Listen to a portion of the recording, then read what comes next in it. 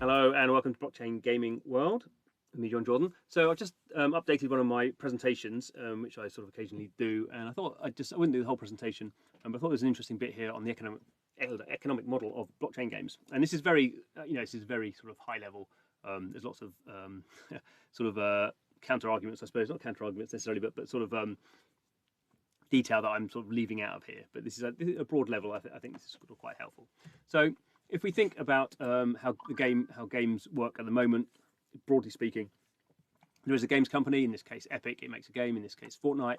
It has a bunch of players playing that game, and content is available for players to buy. So obviously, it could be a paid game. It could be a paid game with in-app purchases. In this case, it's a free-to-play game with in-app purchases and battle passes, all this sort of stuff. So this is basically what happens. Some content's available. In this case, players buy it. The money goes to Epic. That content, particularly if it's a battle pass or a limited edition sort of item rather than a currency, that goes away, and players will go, oh, some new content, and they go and buy that. So the money is going from player to game developer, and you basically want to have as many players as possible, and you want to have as much sort of content as you feel you can sort of get into the economy at a range of price points, but you want sort of high price points as well. So that's sort of where the money flows, and basically most games fail because they can't get enough players. So most games now don't fail because they haven't got enough stuff to sell in games, although that probably was the case back in the day. But the reason everyone uses in-app purchases now is it just makes it much easier to build an economy that someone who's only got $1 can spend $1, and someone who's got $10,000 can spend $10,000. So that's sort of how the model works at the moment. The money's all flowing to the developers. So with blockchain, with NFT projects, obviously very different. So in this case, there's an NFT created. Let's say it's for a game, and there's a primary sale, so a mint or something like that. How that NFT is created, and a player comes along, goes and buys that, and basically the money exactly the same as before. The money goes to the developer. And then of course this is an NFT, so the player can then trade that. So instead of player 2 going to the developer and buying the NFT in a primary sale, which obviously there may be, this is sort of fragmented in the sense this is parallelized. I mean, there may be lots of people buying from a primary sale. But a primary sale isn't the same as a primary sale. In the sense of people in Fortnite, anyone can buy the assets. There's no really limitation apart from time.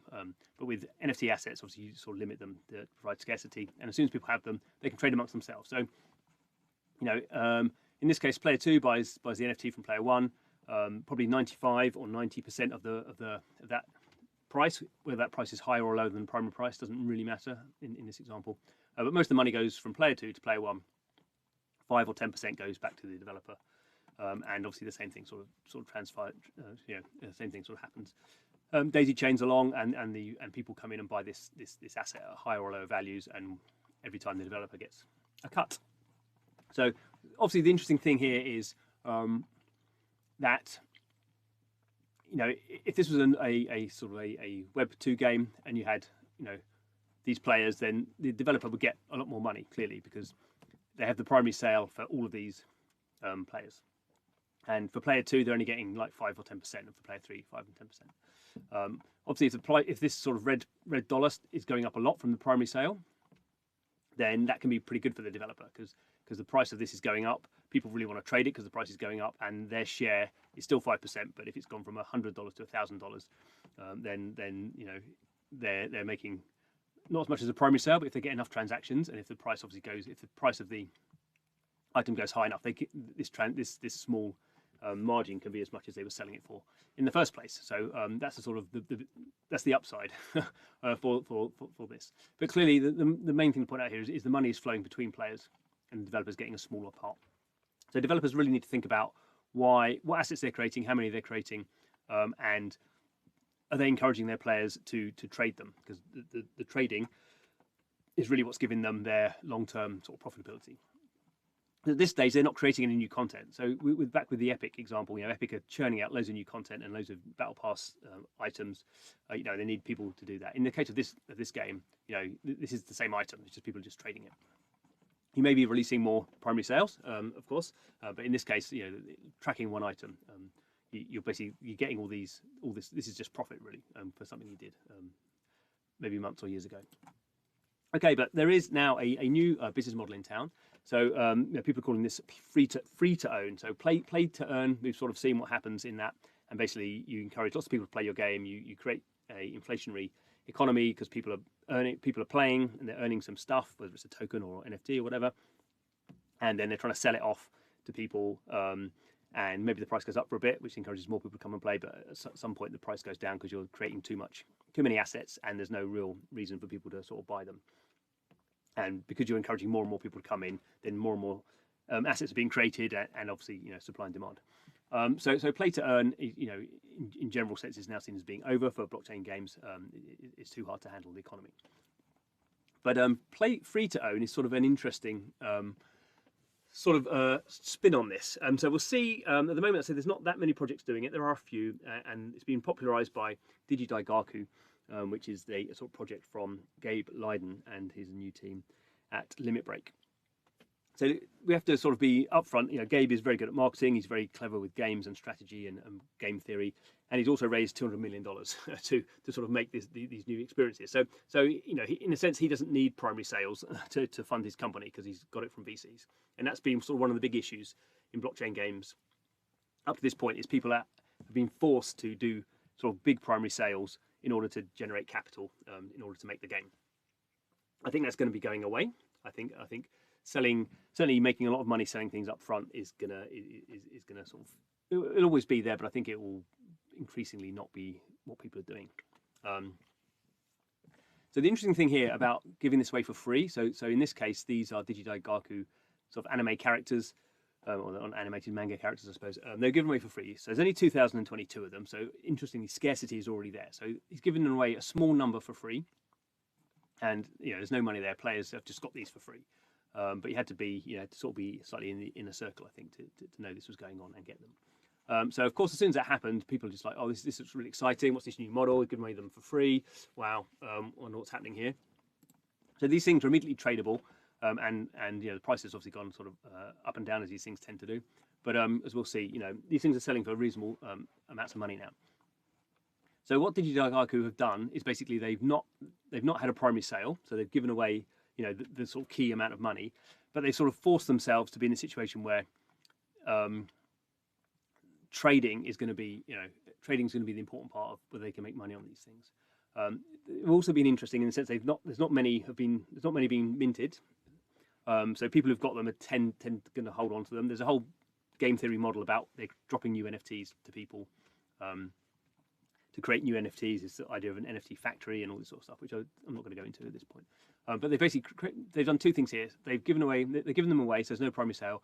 They've basically done some things that make the price of these, in the short term at least, go up, and also make people who do own them reluctant to sell them. So that's sort of, they've forced the price to go up, and they've also really limited supply of a limited supply item anyway. So the price it's gone up and down actually quite a lot, but it's always stayed above a sort of certain, around a $10,000 type price.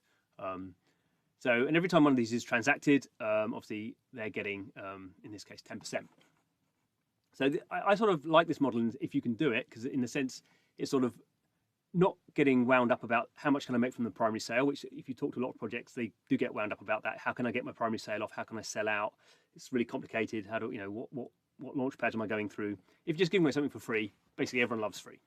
So you can always find people to get stuff for free.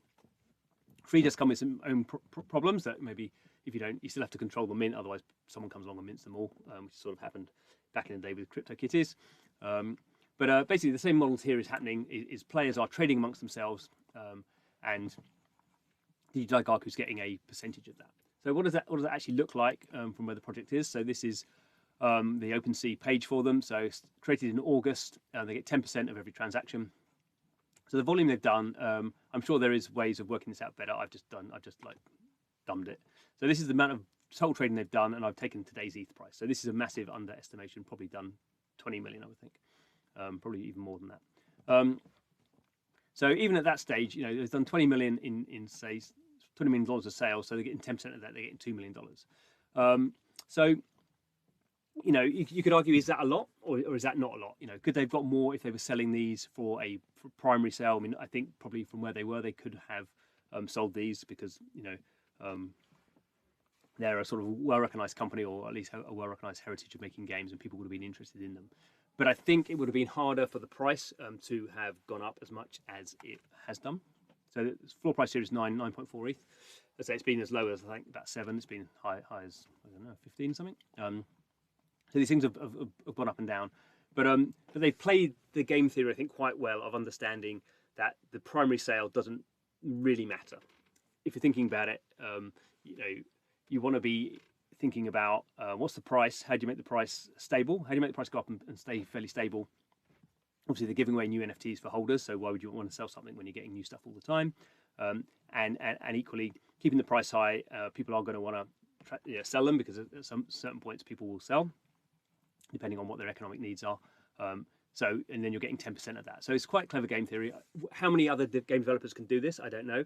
And obviously this works better with a small amount of assets that you can end up pricing very highly. So these are now currently some of the most expensive NFTs out there. So they're more expensive than Doodles, less expensive than obviously Bored Apes or Mutants, but they're up there with the sort of Azari and CloneX, in terms of these big NFT collections. And this is clearly a game collection. So they've definitely done something right.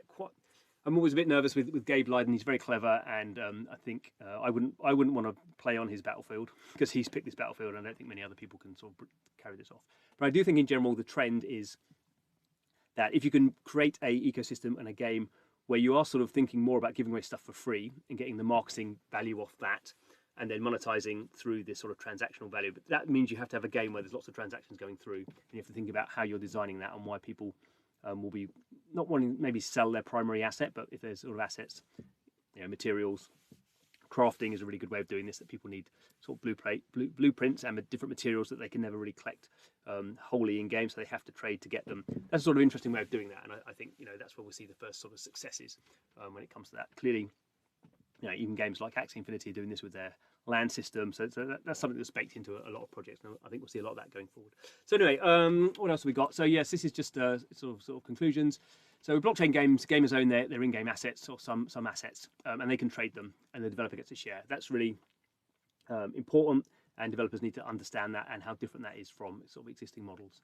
Hopefully everyone is happy. The reason everyone is happy is blockchain game developers only make money really in the long term if gamers can trade their in-game items and probably make money, or at least recover some of their money. So I think we're moving from gamers buying stuff from the game developers to a transactional model, and so this is a bit cheesy really.